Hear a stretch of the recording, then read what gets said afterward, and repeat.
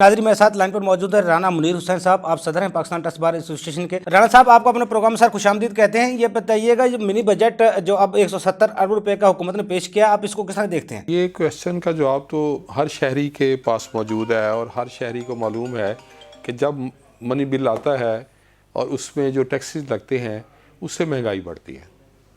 Taxes भी जो हैं वो जिस तरह आपको मालूम है कि टैक्सेस दो तरह के हैं।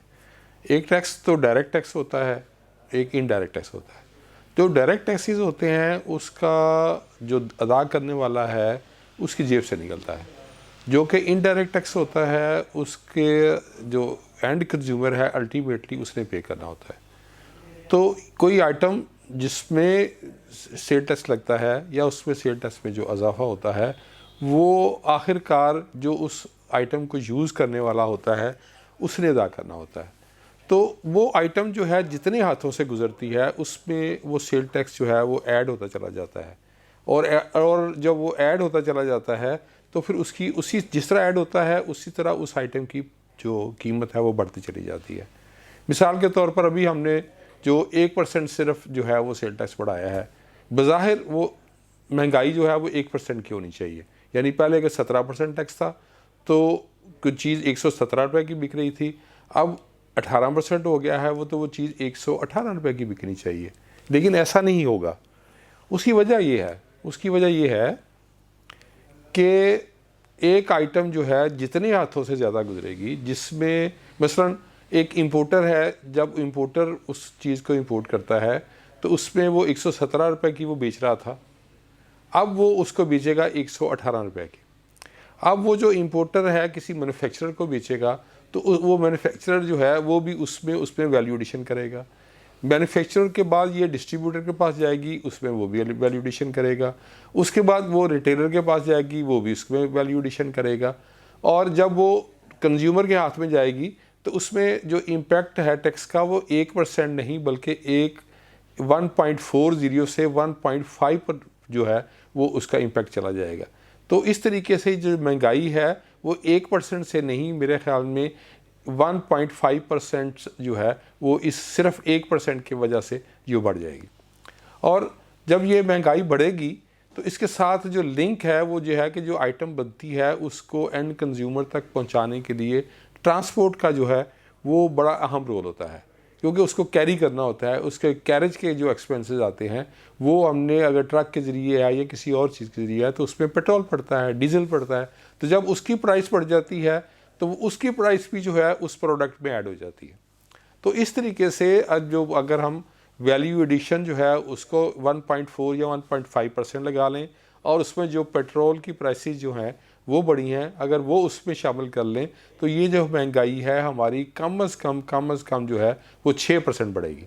तो 1% का इम्पैक्ट 6% पे चला जाएगा और ये जो मार्केट में जो चीज़ें बिक रही हैं हमें वो फौरी तौर पर 6% से महंगी हो जाएंगी। राना मुनीर साहब, आखिर में ये भी बताइएगा कि मुआशी हालात को बेहतर करने के लिए हुकूमत के पास मिनी बजट के अलावा कोई दूसरी ऑप्शन भी मौजूद है, इनका हल क्या है?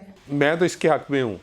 मैं इसमें हक़ में इसलिए हूँ कि पाकिस्तान को फ़ॉरेन एक्सचेंज की बहुत ज़रूरत है और फ़ॉरेन एक्सचेंज में जिस तरह हमारे इकोनॉमिस्ट कहते हैं कि 2/3 इकॉनमी जो है वो हमारी ब्लैक में पड़ी हुई है और वो जो है उसके ऊपर ना गवर्नमेंट को कोई फ़ायदा हो रहा है और ना ही उसकी जो हमारी माशी कंडीशंस है उसका कोई फ़ायदा हो रहा है। तो अगर हम ये कह दें कि चल बहुत बड़ी एमनेस्टी ना दें, हम सिर्फ फ़ॉरेन एक्सचेंज के ऊपर एमनेस्टी दे दें और इसमें जैसे इनकम टैक्स में पहले कानून था कि कोई भी पैसे अगर बाहर से आएंगे, फॉरेन एक्सचेंज आएगा तो उसकी कोई पूछगछ नहीं होगी। तो अगर हम उसी को दोबारा अलाउ कर दें तो ये इस तरह से हमारा बहुत सारा फॉरेन एक्सचेंज बाहर से आ सकता है। लेकिन प्रॉब्लम क्या है? प्रॉब्लम ये है कि हम कोई पॉलिसी अपने तौर पर बना ही नहीं सकते हैं। हमने बहुत सारी कमिटमेंट्स जो है वो IMF से की हुई हैं, जिस कमिटमेंट में ये भी शामिल है कि हम कोई एमनेस्टी नहीं देंगे, कोई कंसेशन नहीं हम दे सकते अपने तौर पर। तो इसको कहना तो आसान है, इसकी डिमांड करना तो आसान है कि एमनेस्टी दे दी जाए, लेकिन वो जो कमिटमेंट है वो उसके आड़े आती है। उसकी वजह से हम इस हालत में नहीं हैं कोई एमनेस्टी अनाउंस कर सके। हमने अपने हाथ बांध दिए हुए हैं, हमने वही काम करना है जिसकी इजाज़त हमें IMF से मिलनी है, तो वो हम नहीं कर सकते हैं। तो ये आपका इशू है। अब एक और जो इशू है, क्या हमें अब मईशत को बेहतर बनाने के लिए हमें क्या स्टेप लेने चाहिए? तो भाई, मईशत को बेहतर बनाने के लिए सबसे तो बड़ी बात, अहम बात ये है कि हम बहुत सारी रकम जो है वो कर्ज़ों की सूरत में जो हमने वसूल की हुई है, उसके सूद पे जो है हम अदा कर देते हैं। तो ऐसी सूरत में कि जब तक हमारी प्रिंसिपल जो अमाउंट है जो कर्ज़ों की, जब तक वो कम नहीं होगी, ये सूद की लानत है वो हम पर बढ़ती ही चली जाएगी और कौम उसमें दबती ही चली जाएगी। और इसको, सूद को, जिसको हम डेट सर्विस भी कहते हैं, इसके लिए हमें मज़ीद जो है वो कर्ज़े लेने पड़ते हैं और जिसमें हम मज़ीद दलदल में फंसते चले जाते हैं।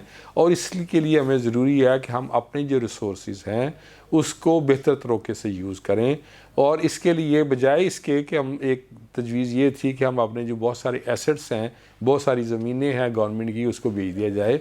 मैं उसके बिल्कुल हक़ में नहीं हूँ। बेहतर ये है कि इसको प्राइवेट पब्लिक पार्टनरशिप के तौर पर जो हमारे अदारे खसारे में चल रहे हैं वो उसको दे दिए जाएं।